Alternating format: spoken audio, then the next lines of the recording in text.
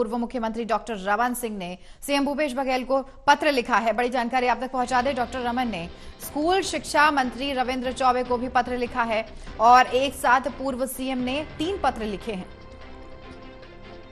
पत्र में अनियमित कर्मचारियों को नियमित करने की मांग रखी गई है और दिवंगत शिक्षक संवर्ग के कर्मचारियों के परिजनों को नौकरी देने की भी बात कही गई है।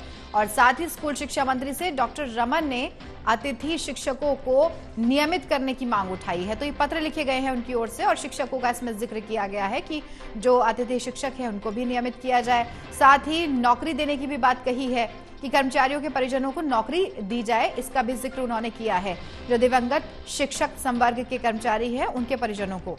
और इसमें मांग रखी गई है कि उनको पक्का किया जाए। साथ ही आपको ये बता दें कि ये 3 पत्र लिखे गए हैं। पत्र में अनियमित कर्मचारियों को नियमित करने की अभी इसमें जिक्र किया गया है। बड़ी खबर आप तक पहुंचा रहे हैं, ये पत्र लिखे गए हैं उनकी ओर से और जानकारी मिल रही है कि एक साथ 3 पत्र लिखे गए हैं। एक साथ पूर्व सीएम ने 3 पत्र लिखे हैं जिसमें जिक्र किया गया है, अलग अलग जिक्र इसमें हुए हैं। हमारे सहयोगी जुड़ चुके हैं, नीरज तिवारी, वही ज्यादा जानकारी आप तक पहुंचाएंगे। नीरज, पत्र लिखे गए हैं और कहा जा रहा है कि 3 पत्र लिखे गए हैं, क्या क्या जिक्र इस पत्र में है, इन तीनों पत्र में?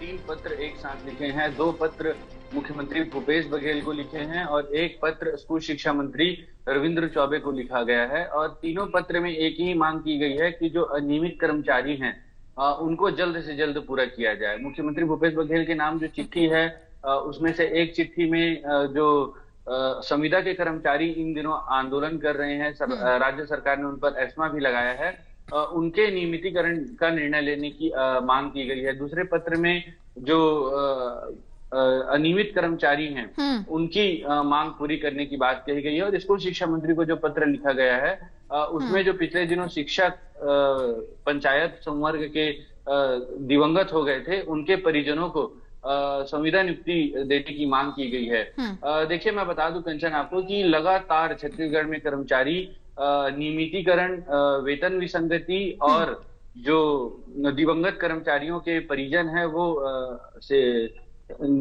सरकारी नौकरी की मांग जो है वो लंबे समय से कर रहे हैं। राज्य सरकार ने इस पर अभी तक कोई निर्णय नहीं लिया है। लगातार कर्मचारियों को सिर्फ एक ही आश्वासन दिया जा रहा है कि मांग पर विचार किया जा रहा है। 2018 में जब विधानसभा के चुनाव हुए थे कंचन, तो उस समय कांग्रेस ने अपने घोषणा पत्र में लिखा था कि जो अनियमित कर्मचारी हैं, जो संविदा संवर्ग के कर्मचारी हैं, यदि कांग्रेस की सरकार बनती है तो उनको नियमितीकरण कर दिया जाएगा। लेकिन 5 साल बीत चुके, अभी तक नियमितीकरण नहीं किया गया है। करीब 50,000 कर्मचारी छत्तीसगढ़ में इन दिनों आंदोलन पर हैं, सभी विभागों के, और राज्य सरकार ने सभी कर्मचारियों पर एस्मा लगा दिया है। लेकिन एस्मा लगाने के बाद भी कर्मचारी अपनी मांगों पर अडिग हैं। उनका कहना है कि सरकार चाहे तो नौकरी से निकाल दे, लेकिन जब तक मांग पूरी नहीं करेगी वे काम पर नहीं लौटेंगे। जी कंचन। यानी नीरज, जो बीजेपी कहती है कि कांग्रेस ने जितने वादे किए थे उतने में से पूरे नहीं किए हैं, क्या इस बात को सही समझा जाए? देखिए, बिल्कुल लगातार छत्तीसगढ़ में जब से कांग्रेस की सरकार बनी है, विपक्ष में भाजपा आई है, तब से लगातार भाजपा यही कह रही है कि 2018 के चुनाव में कांग्रेस ने जो 36 वादे किए थे उसमें से एक भी वादे पूरे नहीं किए। लेकिन दूसरी तरफ यदि बात करें कांग्रेस की कंचन, तो कांग्रेस लगातार कह रही है 36 में से 35 वादे पूरे कर लिए गए हैं। तो यदि 35 वादे पूरे कर लिए गए हैं तो कर्मचारी निराश क्यों हैं, लगातार आंदोलन क्यों कर रहे हैं, ये एक बड़ा सवाल उठता है। और आज जो पूर्व मुख्यमंत्री डॉक्टर रमन सिंह ने पत्र लिखा है, इससे भी ये स्पष्ट हो जाता है कि जो कर्मचारियों की मांग है वो जायज है। लगातार, क्योंकि 15 सालों तक छत्तीसगढ़ में मुख्यमंत्री रहने का अनुभव डॉक्टर रमन सिंह के पास है।